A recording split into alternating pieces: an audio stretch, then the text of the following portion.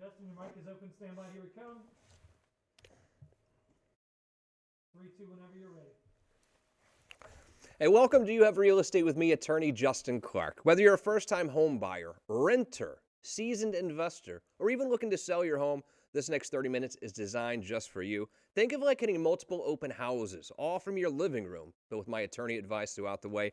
Any questions whatsoever during the show, all you have to do is call the phone number on the screen right here, 407-205-0400. You might have read the report. Interest rates, again, a record low. If you want to get pre-approved, Dallas Lehman is standing by to get you pre-approved for that dream house, or maybe even refinance your current house right away. Same phone number. Dallas will pick up right now, 407-205-0400.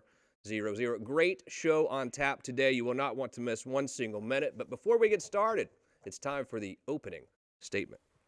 The opening statement today is brought to you by my very good friend Stephen Bader, the COO of IQ Power Solar. Not a more important time of the year than right now to get solar. Let me tell you why. Last year, I got solar, one of the best decisions I've ever made.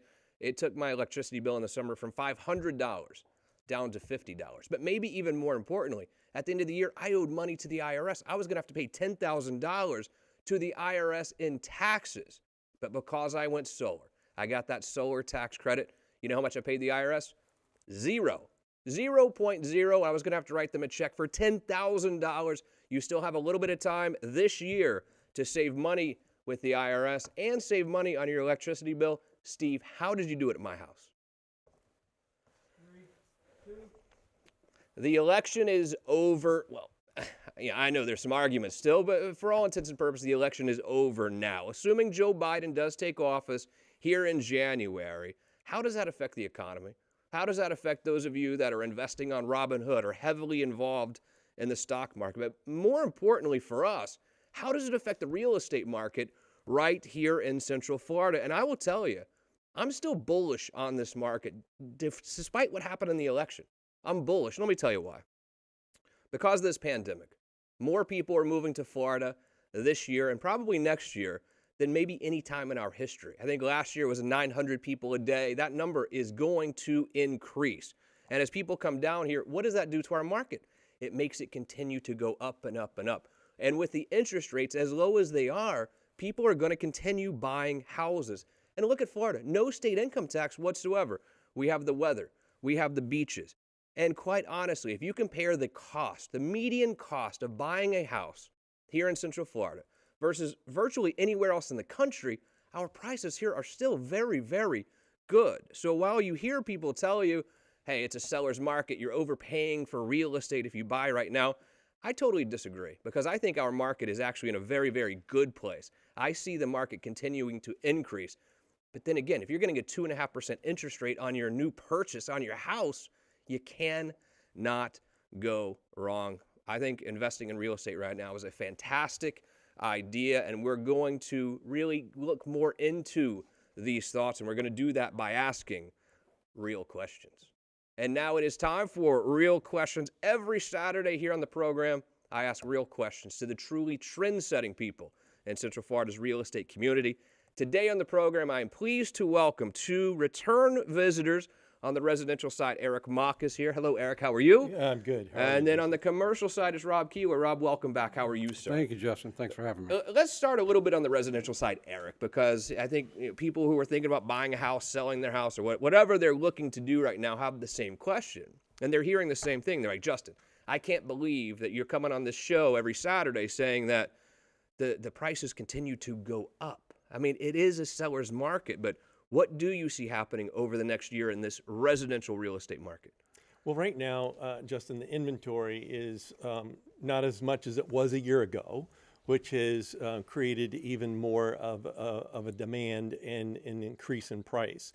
But I think as the 2021 starts, you're going to see a little bit more uptick in some of the inventory that's available, but that less inventory there has kind of driven the price, as well as people looking to buy, and as you mentioned earlier, the low interest rates. And do you find people, a family, not an investor, I'm talking about a family who's looking to buy the house for their family to live in, are they more concerned about the price, or are they more concerned about that monthly mortgage payment that PITI, I mean, isn't that what really matters at the end of the day for a family, a working family? Certainly, the monthly rate that they pay is a consideration.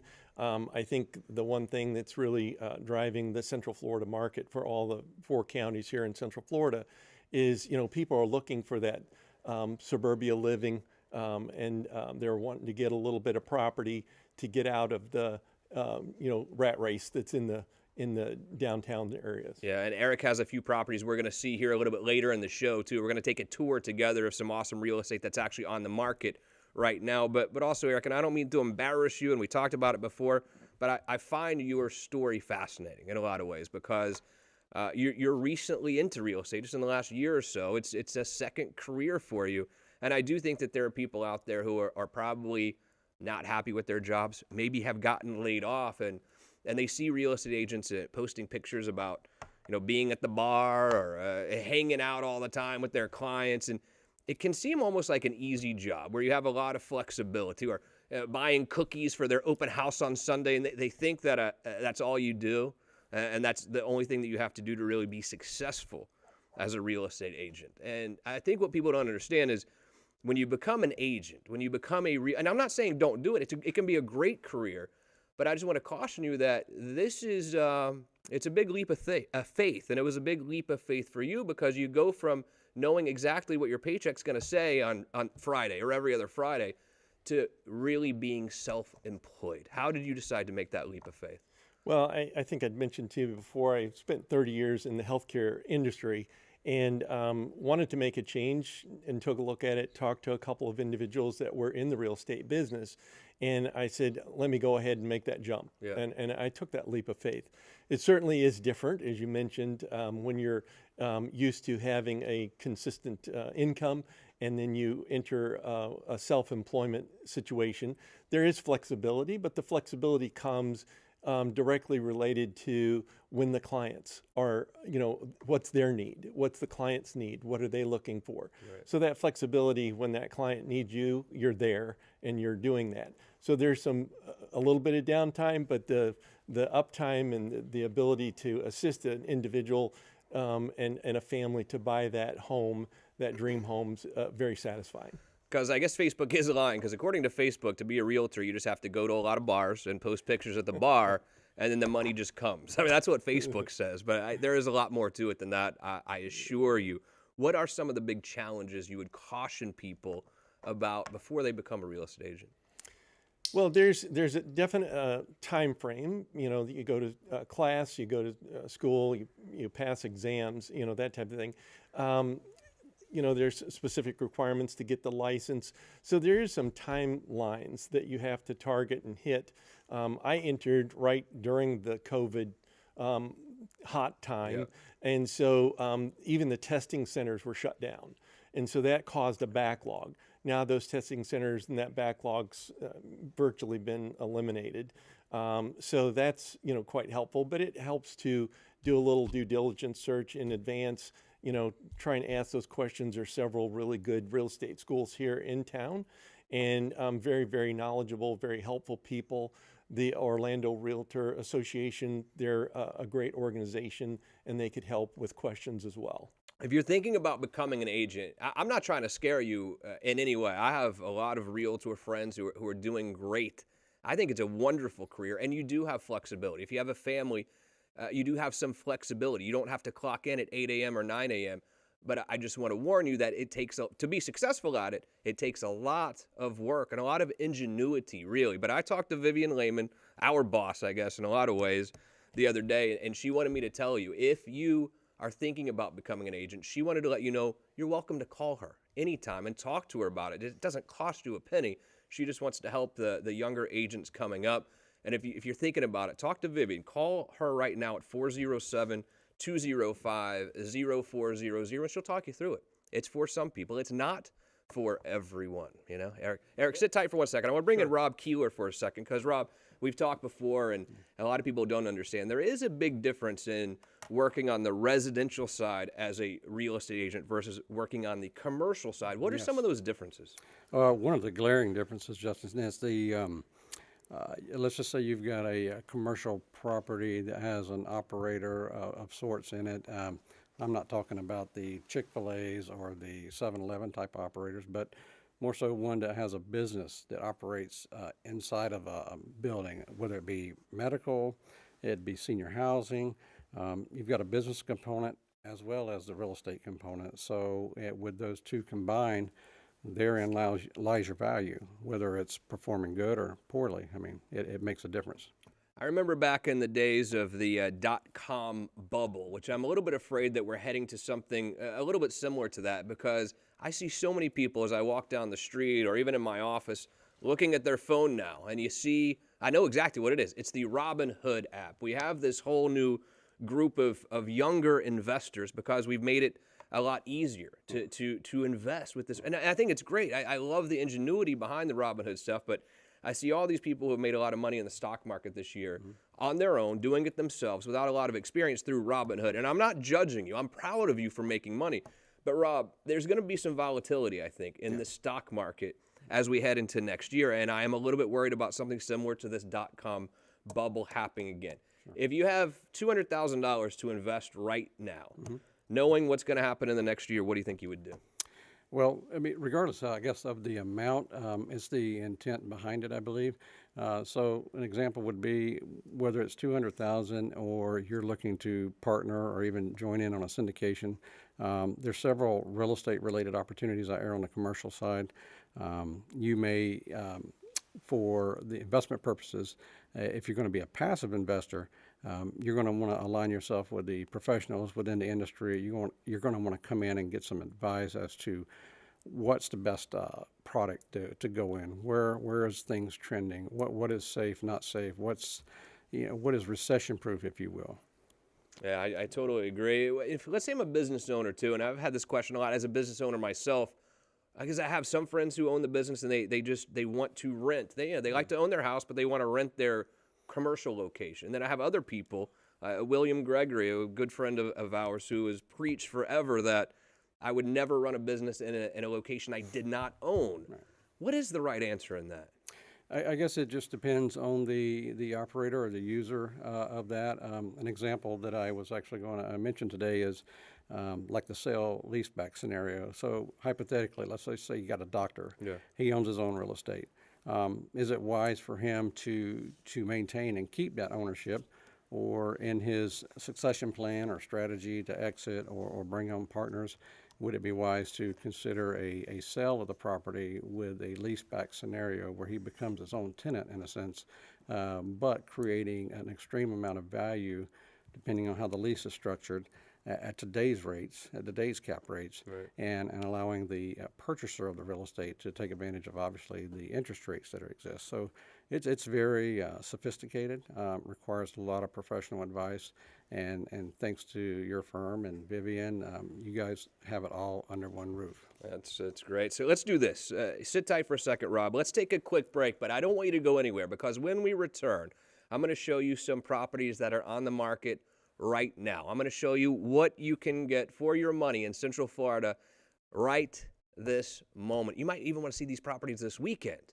They are available for you to see right now, but we're going to look at them together right here on television. Don't go anywhere. You have Real Estate Rolls On. 3, 2. Welcome back to the show. It's your favorite part of the show now. It's time to take some tours of some real estate. So I want to welcome back in Eric Mock here. Now, Eric, you have two really cool properties to show us here today. Let's start with River Park Circle. Where is this? River Park Circle is right off of Markham Woods Road, just north of 434 off of I-4.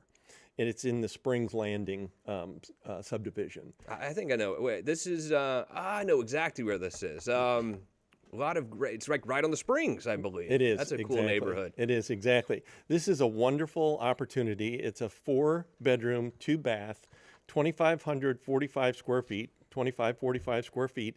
It's one level. It has a pool, 2-car attached garage. The homeowner association fees in this neighborhood are very reasonable, $450 a year. And what's really neat about this property is it backs onto a conservation area. Oh, wow. It's beautiful. One day I was out there, 3 deer walked through the backyard. Is this the kind of neighborhood where you can actually buy a kayak or something and probably walk it down to the river? Yeah, it's very, very close. Very, very close. And something about that conservation area in the back, in a neighborhood like this that does have quite a few houses, it makes all the difference when you go from having houses all around you to where you have this conservation area, there's nothing behind you at all. You feel like you're in your own little private paradise. It's beautiful, and this property is on just slightly over 2/3 of an acre. Oh, wow. It's 0.69 of an acre, so it's a wonderful opportunity. What is the price point on this one? This price point they were asking $460 for Gotcha. this property. That's a great place. You could even put your little finishing touches on it, I think, if you wanted to as well. And with the interest rates at, what, 2.5%, 2.7%, 2.8%, your payment on this, even if you get it for full price at $460 is, $2,200, $2,300 a month, maybe something like that. You couldn't rent this place for less than $3,000, I would say. Awesome. It's a very good opportunity. Let's say I want to tour this house this weekend or next weekend. What's the best way? Should I just call the show right now and then I'll hook you right up? Call the show and we'll get hooked up. 407-205-0400. I will connect you with Eric. He'll show it to you today if you want. And we have another property also. This is Errol Parkway. Now, is this a Popka?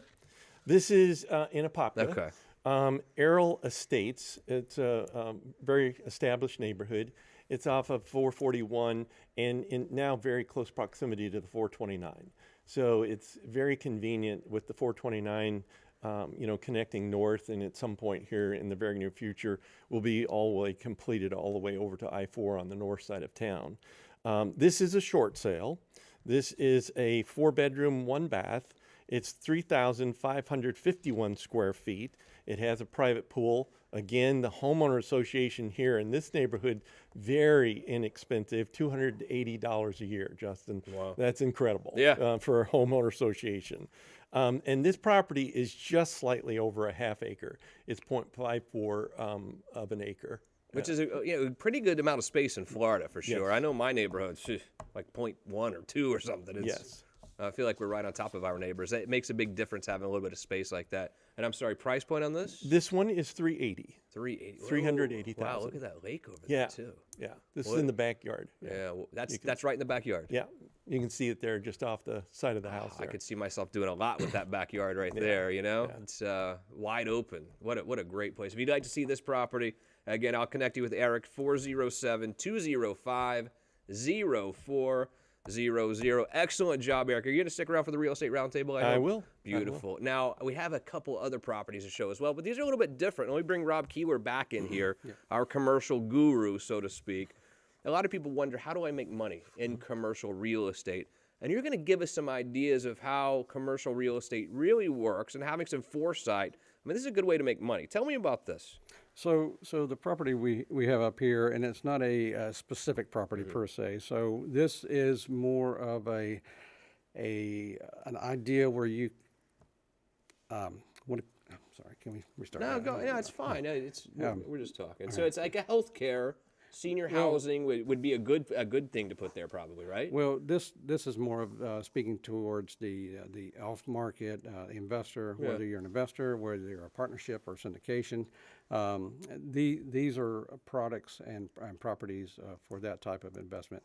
And what I mean by that is whether you're looking for a cap rate, whether you want to be more hands-on and be part of the owner, operator, getting your hands dirty. There are several different types of opportunity from A to Z.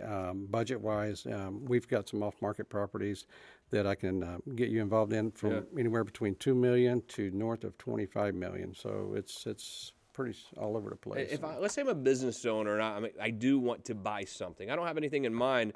I mean, can I consult with you? Can I call you and say, hey, should I rent? Should I buy? And can you help me do both? Absolutely, absolutely. The best way to do that is obviously to come into the office, make an appointment, sit down, understand where the individual is at right now, what their goal is, what they're working with. Do they want a partnership? Do they not want a partnership? There's just so many moving parts to it. Advice and being consulted is the only way to go in that business. Let's say I own an auto parts store, something like that, and I come to you and say, hey, look, my lease is up at the place I'm in right now. I don't know if I want to rent something somewhere else or if I want to buy something. What are some of the questions you're going to ask me to figure out what is best for me and my business? Okay, well, I mean, along the lease side, if you're wanting to lease in that regard, where at? What are you looking to pay per square foot? Is leasing the best way for your business and for the tax piece of the business to go, or is the purchase? I mean, there's different tax scenarios that play out on the end of that. I'm not a tax professional, but obviously that's one of the in-house components to our group. The purchase side, there's many ways to go on the purchase side. Again, whether you're doing it alone, whether you're financing it, whether you want to leverage other property you may have and bring that into the picture. You can be an investor that's looking at a short term, something that's more of a higher return on the resale part of it, or you want to be in it long term and you're looking more of a cap rate, steady, almost like a commodity type of return year over year over year. You're my partner in this auto parts business. Yeah. We have a meeting. We're trying to decide if we're going to lease or buy. What are you going to tell me to do? On that, again, depending on where we are at and how we are situated financially, the partnership structure, the cost of whether we're going to develop that store, build it and develop it. There's a whole pricing scenario, zoning, location, what's allowed, competition. You got to factor in everything with that. Obviously, you would want to get advice on the other side of that, on the lease. A lot of those same things play into that. However, you're leasing a space that's existing. Is it going to need to be modified? Can you move in and just set up shop? So there's just various things that go with that. I couldn't lock you in. I was trying to lock you in on lease or buy. I couldn't do it. It really depends. A lot of variables with the business owner as to whether to lease or buy. I think that's why you need to call a professional like Rob. And let me tell you something. Realtors, there's a big difference, residential versus commercial. If you're looking for commercial real estate, you need to call a commercial agent. There is a big difference. Sometimes they'll try to do both, but the vast majority of agents that I know do either residential or commercial. Commercial is a very specialized field, a very specialized area of real estate. So I would say, Rob, unless you disagree, don't you think a commercial agent should deal with the commercial side of things? Absolutely, yeah, without a doubt. All right, we're going to take one more quick break. When we return, it is your part of the program. It is Real Estate Roundtable, when you get to ask me questions from throughout the week. All you have to do is go to the Facebook page. You Have Real Estate, and I might just answer your question next week here on You Have Real Estate. You Have Real Estate rolls on in just one moment.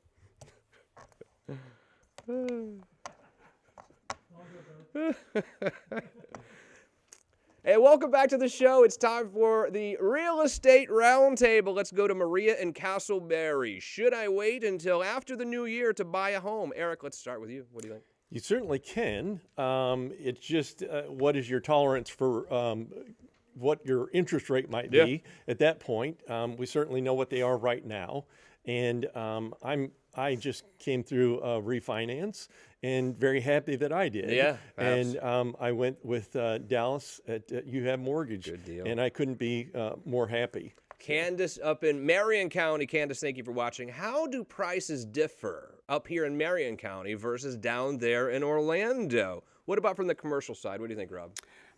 Again, if it's a passive investment, price-wise, the cap rate's going to be somewhat consistent, maybe 25 basis points or a quarter of a point difference in cap rate, depending because of it being a tertiary type market. But that's essentially it. Lease prices may be a little bit more favorable the further away you get from Orlando, but 10 seconds difference in residential prices, Marion County versus here. What do you think, Eric? They're probably going to be a little more affordable because it's a little farther away from the metropolitan area, but it's still a really good location. Eric Mock, thank you, buddy. Thanks You're for very being here. welcome. Rob Thanks, Keeler, Justin. thank you for coming again. You guys did an awesome job. Most importantly, though, thank you for joining us here today. If you have any questions at all, you're looking to buy a house, looking to sell your home, it's one phone number to call, 407-205-0400. If you want to get pre-approved for a home, Dallas Lehman is standing by right now at that very same phone number. Again, 407-205-0400. And I forgot to say, if you are in Apopka, seeing Eric and seeing his house out in Apopka. There's a great new place out there called Three Odd Guys Brewery. I've been there a bunch. It's a great place. If you're in Apopka, check it out as well. Great show today. Thank you for joining me. I'm attorney Justin Clark. See you next week for You Have Real Estate. Good job, boys.